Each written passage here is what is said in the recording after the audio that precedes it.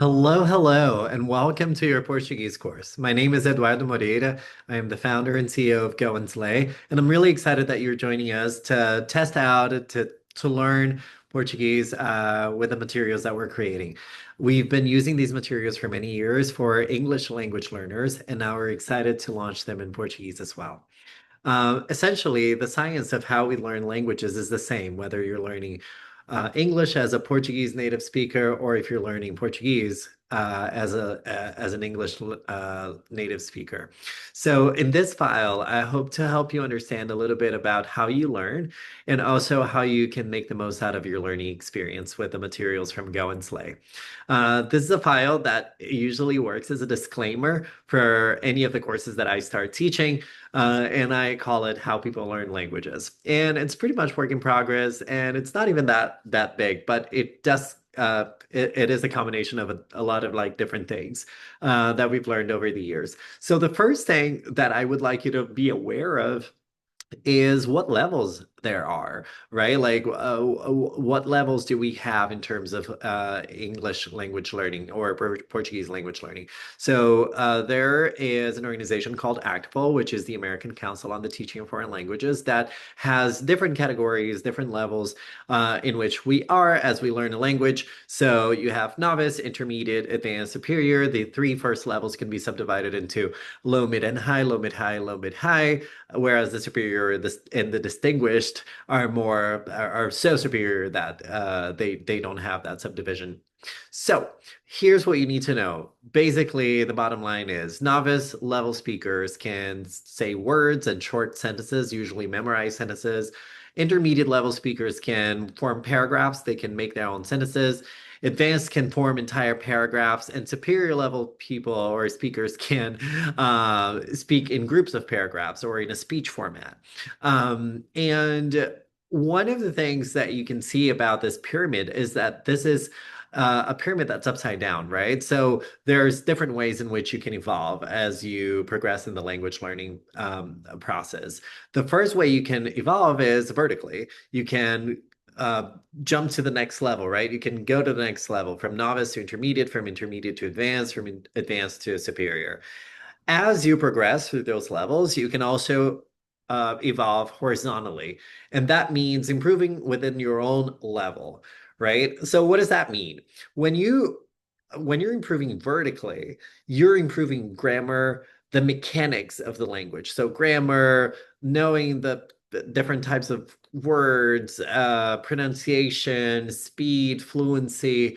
Those are like the mechanics, the things that we study and we improve in terms of language. Um, as you progress from novice into intermediate, which is the easiest one to do, right? Like it's a very it's not that much of a big level, right? Like the novice level is easy for you to attain an intermediate level. As you progress to that intermediate level into that advanced level, you will have to improve more horizontally, which means the more you're able to create with the language, the more structure you have, the more grammar you have, the more words you're going to need. You're going to need a larger repertoire of things that you can talk about. So hence there's that feeling of like the more I know in this language, the less I know, the less I feel that I know. That is not real. You are still improving. But if you're an intermediate level speaker or an advanced level speaker, you're more easily going to run into that feeling of, oh, do I actually know this language? But that just means you can create a lot with the language. You have a lot of grammar, a lot of structure. But that also means you can create more with the language, and therefore you're going to have to go after that vocabulary so you can learn and internalize it, right? So it's important for you as you progress into that advanced level to know where to focus. Like, where do I go first? What are my language learning objectives? And how am I connecting the topics which I'm studying to my language goals? So that's a little bit about these levels. Of course, you can Google them. You can find the descriptions of what each level is able to do. There's different competencies that people at different levels can do. So I would just encourage you to do that search and find exactly where you are. Usually at Go and Slay, we're going to have like different modules that people can study. So the first one is fale or speak. That it has the goal of being that is a 12-week course that has the goal of taking you to the intermediate level, sometimes intermediate mid, sometimes intermediate low. And then after that, we do Impressioni, which is go and impress. And that is another 12-week course that takes you to either intermediate high or advanced low, depending on what else you're doing in that target language at home, right? Outside of the course. And then from then on, we would encourage you to focus on the vocabulary that's more important to you, whether that is casual chats or professional vocabulary, whatever that is. Then we would encourage you to personalize your program. All right. Second thing that's very important for every language learner is when learning a new skill, you go through four different stages. And these are stages of competence. So the first stage, we call it unconscious incompetence, which is you don't know that you don't know, right? You come to your first Portuguese class and you're feeling like that emoji. You're like just a smiling face. However, as you come to that first class, you come across a lot of different information that you didn't know. And you're like, oh my God, am I going to have to learn all of that? And will I ever be able to uh, make sense of that in my mind? Like, right? Like, understand that. So that is the first stage. We quickly go to the second stage, which is conscious incompetence, which is when you know that you do not know. And that's the hardest part, right? And it's kind of inevitable. You're going to go to that second stage. But we usually feel, oh my God, am I going to be able to do that? Because the cognitive load is just too big. Well, the good news is that if you persist and if you don't give up, you're going to go to the third stage, which is conscious competence. That means you know how to do something, but you have to be thinking. You have to be actively thinking about it, paying attention, actively processing information in your mind. And sometimes you're going to be able to make sentences, but you have to be extra slow and you're going to be building that language as if you're playing with building blocks. So that's the third stage. And we spend a lot of time in that third stage, right? For most of the things that we learn, for most things we learn. And the last stage is what we call the unconscious competence stage, which means things are automatic. I don't even know how I know this. I just know how to do it. I just open my mouth and I speak the language. And I usually compare this progression to learning how to drive. The first time if you've never driven before, you're going to be like, oh yeah, of course I'm going to learn how to drive. But then as you start, you're going to start noticing, oh my God, I need to know so many things to be able to drive, right? So that's that second stage. But then as you keep learning and as you keep studying, as you don't give up, you go to that third stage where you're like, okay, I know I can do this, but I have to pay attention to everything, every little movement that I'm making until you go to that fourth stage and things become more automatic.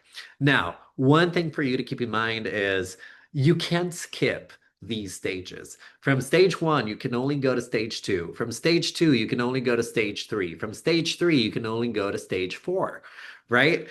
We can't skip stages. So whenever you feel anxious or nervous or, oh my God, I can't do this, just think that your goal is just to go to the next stage. It's not to go to that fourth stage all at once, because that's not going to happen. That's not how your brain works.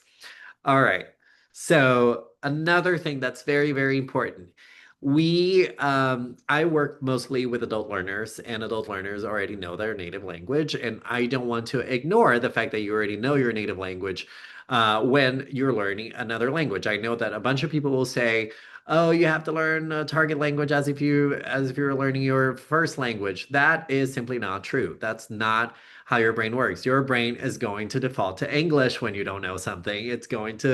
You're going to have questions like, how do I say this? I already know this in my language. And you want to speak that target language with the same level of confidence that you have in your native language, right? So I will say that there are two different areas in the brain that are responsible for language acquisition.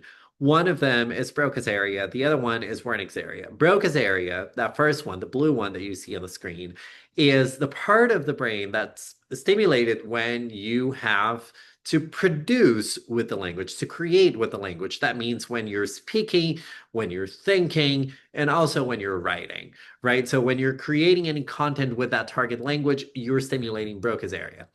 Now, you stimulate Wernicke's area when you're interpreting language. That means when you're listening or when you're reading.